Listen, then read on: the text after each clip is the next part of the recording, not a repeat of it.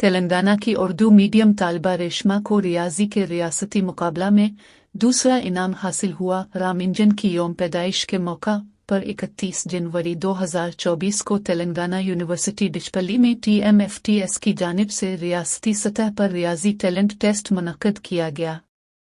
جس میں ریاست تلنگانہ کے تمام ضلعوں سے ضلعی سطح پر اول آنے والے طلباء و طالبات نے شرکت کی،